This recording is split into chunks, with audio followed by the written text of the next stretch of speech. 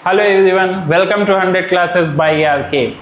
आज हम पढ़ने जा रहे हैं क्लास 12 के physics chapter 1 electric charges and fields के बारे में।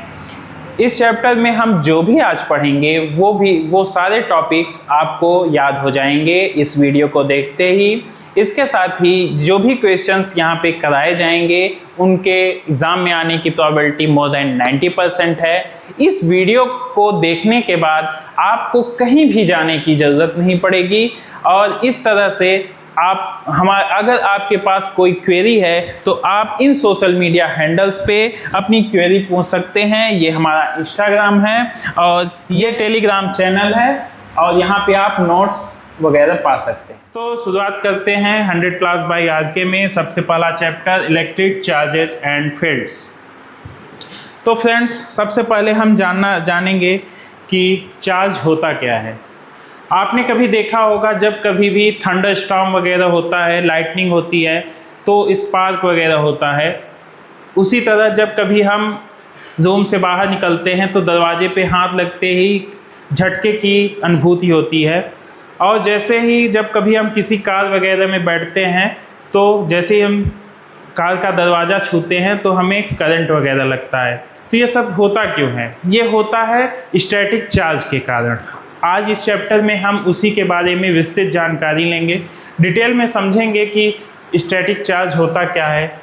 सबसे पहले हम जानते हैं कि चार्ज क्या होता है। जैसे चार्ज जो होता है वो बॉडी की इंट्रिंसिक प्रॉपर्टी है। इसका मतलब ये है कि ये फंडामेंटली बॉडी की ही प्रॉपर्टी है, इससे नीचे कोई प्रॉपर्टी नहीं है। मीन्स अगर ये कोई बॉडी है तो इसमें कोई चार्ज होगा, मान लीजिए कोई पॉजिटिव चार्ज है या निगेटिव चार्ज है, तो वो चार्ज बॉडी की प्रॉपर्टी रहेगी। तो चार्ज एक इंट्रिंसिक प्रॉपर्टी है जो मैटर, हाँ, चार्ज हमेशा मास के साथ आता है। Without mass charge can not exist. Charge का होना मतलब वो मास पे ही चार्ज होगा। तो ये मैटर के साथ एसोसिएट होता है और इलेक्ट्रिक और मैग्नेटिक इफेक्ट्स दिखाता है।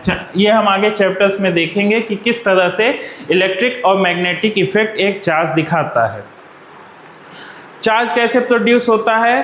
तो जैसे हमने अभी डिस्कस किया, चार्ज इस तरह से थंडर स्टॉर्म हुआ, दो बॉडीज को अगर रब किया जाता है तो रबिंग के कारण चार्ज प्रोड्यूस होता है। इसी तरह अब आगे हम देखते हैं कि इलेक्ट्रोस्टैटिक्स क्या है। Electrostatic is study of forces, fields and potentials existing around the static charge. जो अभी हम स्टैटिक चार्ज या चार्ज, स्टैटिक मीन्स रेस्ट, कोई चार्ज अगर रेस्ट पे है तो उसकी स्टडी, उसके कारण जो फोर्सेस, फील्ड्स और पोटेंशियल, ये हम पढ़ेंगे, ये टर्म्स आगे पढ़ेंगे, इनके बारे में विस्तृत जानकारी लेंगे। अब हम बात करते हैं कि ये इलेक्ट्रिसिटी वर्ड कहाँ से आया। जो इलेक्ट्रिसिटी वर्ड है ये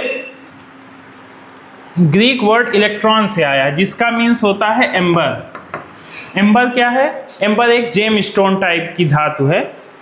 धातु नहीं है, जेम स्टोन है बेसिकली, है ना। ये क्या है? जेम स्टोन है। एम्बर की मदद से पहले ज़माने में ये पता लगाया जाता था कि कोई बॉडी छोटी चीज़ें अट्रैक्ट करती हैं कि नहीं। तो इसलिए यहाँ से इसका इलेक्ट्रिसिटी वर्ड का उद्भव हुआ। अब पोलैरिटी ऑफ चार्ज के बारे में हम जानते हैं। The property which differentiate the two kinds of charges called polarity of charges. मतलब कि चार्ज कितने होते हैं? दो तरह के होते हैं, एक पॉजिटिव चार्ज, एक निगेटिव चार्ज। तो पोलैरिटी क्या बताती है कि पॉजिटिव चार्ज क्या है और निगेटिव चार्ज क्या है। तो इसको हम बोल देंगे पॉजिटिव पोलराइज्ड, इसको निगेटिव पोलराइज्ड। ये नाम किसने दिया था? Positive charge, negative charge, Benjamin Franklin के द्वारा। आगे हम बढ़ते हैं।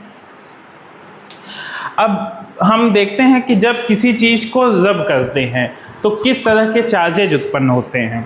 तो देखा गया है कि जो ग्लास रॉड है उसको जब सिल्क या वूल के साथ रबिंग की जाती है तो ग्लास रॉड में पॉजिटिव चार्ज डेवलप होता है और सिल्क या वूल में निगेटिव चार्ज डेवलप होता है। उसी तरह जब प्लास्टिक रॉड और के बीच रबिंग की जाती है तो प्लास्टिक रॉड में निगेटिव चार्ज डेवलप होता है और कैट्स फर में पॉजिटिव चार्ज डेवलप होता है। अच्छा, आपसे अगर पूछा जाए कि ग्लास रॉड और कैट्स फर में रिपल्सन होगा कि अट्रैक्शन होगा, तो हम क्या कहेंगे, इसमें क्या होगा, क्योंकि ये दोनों कैसे चार्ज हैं, पॉजिटिव चार्ज हैं। पॉजिटिव चार्ज क्या करते हैं, रिपेल करते हैं, मतलब एक दूसरे से दूर भागते हैं, तो इनमें क्या होगा, रिपल्सन होगा।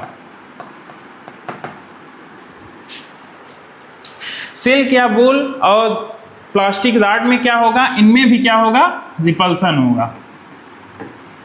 अगर इन दोनों में बात की जाए तो कैसा होगा, इनमें क्या होगा, अट्रैक्शन होगा, और इन दोनों की बात की जाए तो क्या होगा, ये पॉजिटिव या निगेटिव है तो इनमें भी क्या होगा, अट्रैक्शन होगा। अच्छा, कोई चार्ज अगर निगेटिव है, कोई चार्ज अगर पॉजिटिव है और दोनों अगर सेम मास के हैं, अगर इन दोनों का पहले मास m था, दो बॉडी है, मान लो सेम बॉडी है, एक में एक निगेटिवली चार्ज हो गया, एक पॉजिटिवली चार्ज हो गया, तो कौन सा अब मास में ज़्यादा होगा, ये बताओ। देखो समझो, ये बहुत अच्छा कॉन्सेप्ट है, क्योंकि ये पहले न्यूट्रल था, कोई चार्ज नहीं था। जब निगेटिव चार्ज दिए होंगे तो मतलब यहाँ पे इलेक्ट्रॉन का एडिशन हुआ होगा। क्या हुआ होगा, इलेक्ट्रॉन का एडिशन हुआ होगा, इसलिए यहाँ का मास क्या हो गया, बढ़ गया। क्या हो गया, यहाँ मास बढ़ गया, तो ये जो है इसका वेट, इसका मास जो है इससे ज़्यादा होगा। यहाँ क्या हुआ होगा, इलेक्ट्रॉन बाहर गए होंगे, तो इसलिए मास कम हुआ होगा, तो ये पॉजिटिवली चार्ज होगा। ठीक, क्लियर। अब हम आगे बढ़ते हैं। Conductors and insulator. कंडक्टर्स होते क्या हैं, कंडक्टर्स वे मटेरियल होते हैं जो इलेक्ट्रॉन्स को इजली पास होने देते हैं, जैसे कि कुछ मेटल्स होते हैं। एग्जाम्पल के लिए कुछ मेटल्स गुड कंडक्टर्स होते हैं। तुमने देखा होगा इलेक्ट्रिसिटी, इलेक्ट्रिक वायर्स वगैरह मेटल्स के ही बने होते हैं, कॉपर वायर्स, एल्यूमिनियम वायर्स, तो ये मेटल्स के होते हैं। ह्यूमन बॉडी भी एक अच्छा एग्जाम्पल है कंडक्टर का।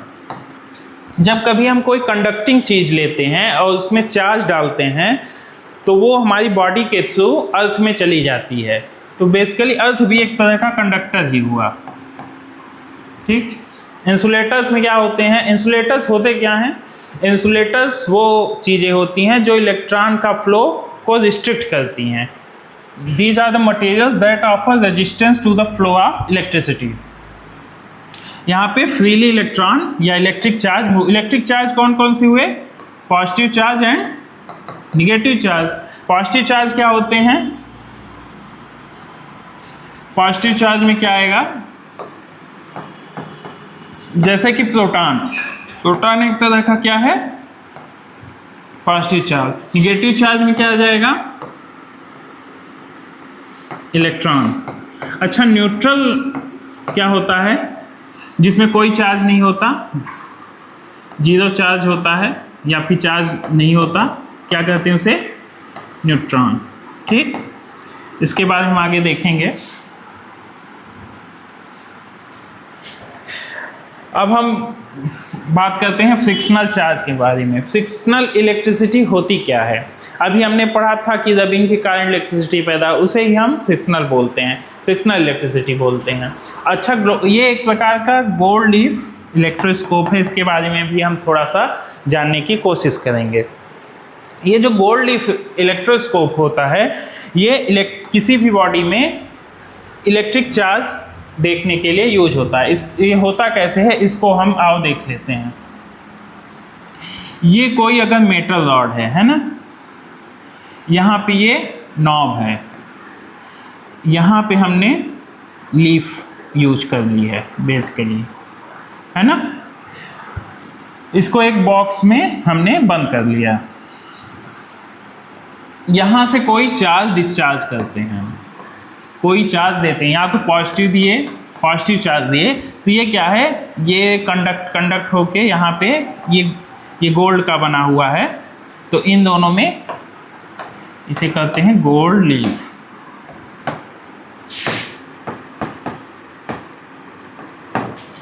तो इन दोनों में कंडक्ट करके चार्ज आ गया। मान लो दोनों में पॉजिटिव चार्ज आ गया, दोनों में सेम टाइप के चार्ज आएंगे, दोनों में पॉजिटिव चार्ज आ गया तो ये क्या करेंगे, दूर भागेंगे। कितना दूर भागेंगे, जितना ज़्यादा पॉजिटिव चार्ज होगा उतना ही दूर ये जाते जाएंगे, तो ये इनमें गैप उतना ही बढ़ता जाएगा। तो ये एक गोल्ड लीफ इलेक्ट्रोस्कोप है, जिसके बारे में हमने चर्चा कर ली है ना। अब हम आगे बढ़ते हैं।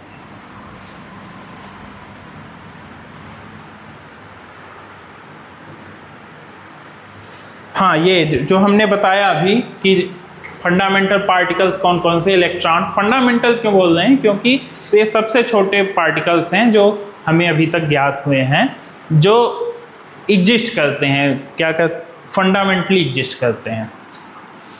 इलेक्ट्रॉन हो गया, प्रोटॉन हो गया, न्यूट्रॉन हो गया। इलेक्ट्रॉन का क्या चार्ज होगा, -1.6 × 10⁻⁻19 कूलम। प्रोटॉन का 1.6 × 10⁻⁻19 कूलम। मास कितना होता है इलेक्ट्रॉन का, 9.1 × 10⁻31 kg। ये होता है प्रोटॉन का कितना होता है, 1.6725 × 10⁻27 kg। और न्यूट्रॉन का कितना होता है, थोड़ा सा ज़्यादा होता है इससे, 1.6748 × 10⁻27 kg। ये फंडामेंटल पार्टिकल्स हैं। अब देखो basic property of electric charge, अब हम बात करेंगे। जो चार्ज है उसकी कई तरह के प्रॉपर्टीज होते हैं। पहला, additivity of charge, means charge को ऐड कर सकते हैं, है ना। टोटल किसी भी सिस्टम का टोटल चार्ज हम कैसे निकालेंगे, चार्ज अगर Q1 एंड Q2 है, अगर सिस्टम में चार्ज Q1 एंड Q2 है तो टोटल चार्ज कितना हो जाएगा। मान लो एक और चार्ज है -Q3 एंड -Q4, तो टोटल चार्ज कितना हो जाएगा, टोटल चार्ज हो जाएगा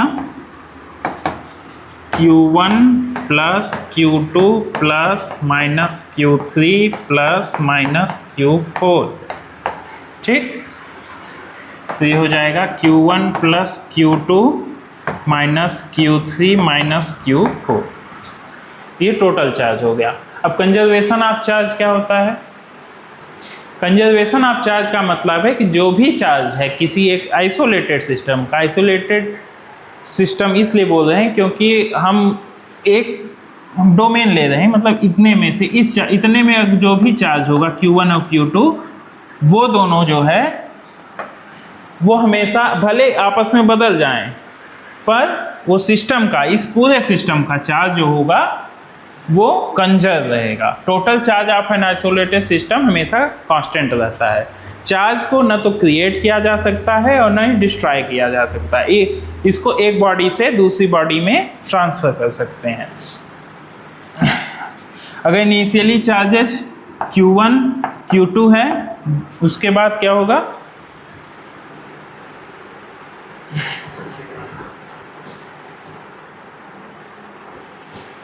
देन टोटल चार्ज कितना हो जाएगा, टोटल चार्ज कितना हो जाएगा Q1 + Q2, है ना।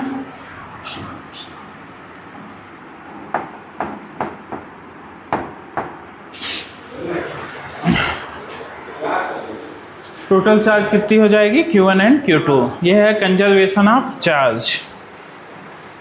अगला टॉपिक है क्वांटाइजेशन ऑफ चार्ज।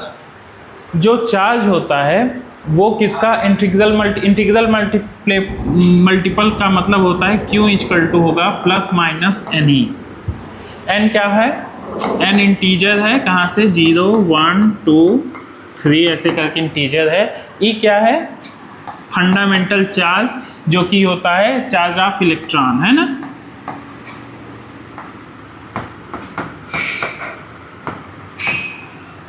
इलेक्ट्रॉन। सारे फ्री चार्जेस किसके बेसिक यूनिट ऑफ चार्ज के क्या होते हैं, मल्टीपल्स होते हैं। This property is called quantization of charge. इसे क्वांटाइजेशन इलेक्ट्रॉन या प्रोटॉन भी कर सकते हो, क्योंकि बेसिकली हमको मैग्नीट्यूड लेना है, तो यार प्रोटॉन, ठीक, क्योंकि दोनों का चार्ज तो सेम ही रहता है। तो ये 3 लॉ हम लोग पढ़े हैं ना, कौन कौन से, एक बार फिर रिवाइज कर लेते हैं। एडिटिविटी ऑफ चार्ज, जहाँ पे हम चार्ज को ऐड कर सकते हैं। कंजर्वेशन ऑफ चार्ज, अगर किसी भी बॉडीज में Q1 और Q2 चार्ज है तो वो Q1 एंड Q2 चार्ज ही रहेगा बाद में भी, चाहे उनमें आपस में कितना भी चेंजेज हो जाए, वो चार्ज उतना ही रहेगा। फिर क्वांटाइजेशन ऑफ चार्ज में हमने देखा कि चार्ज जो है इंटीग्रल मल्टीपल होता है चार्ज ऑफ इलेक्ट्रॉन का। अब हम बात करने वाले हैं कूलॉम्ब्स लॉ के बारे में।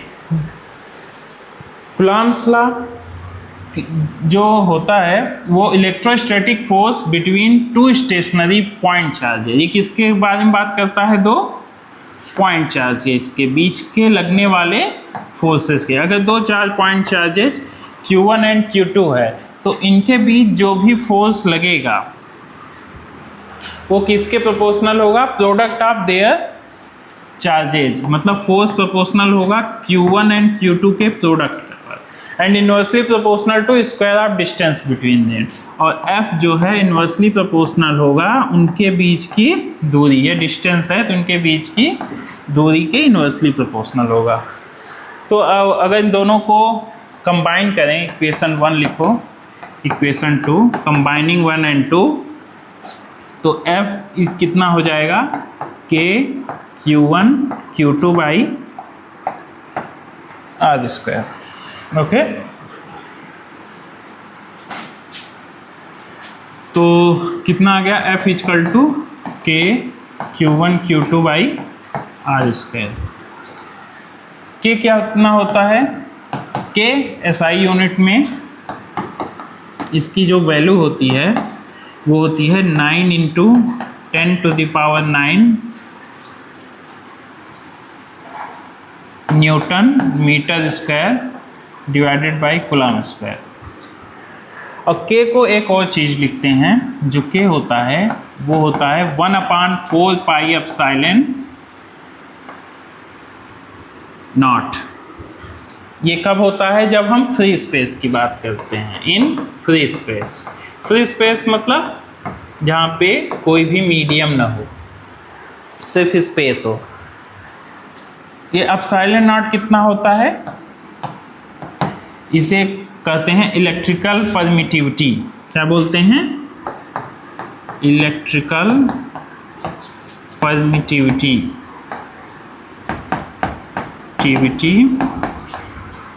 Of free space. इसकी वैल्यू होती है 8.85 into 10⁻⁻12 coulomb square upon newton metre square.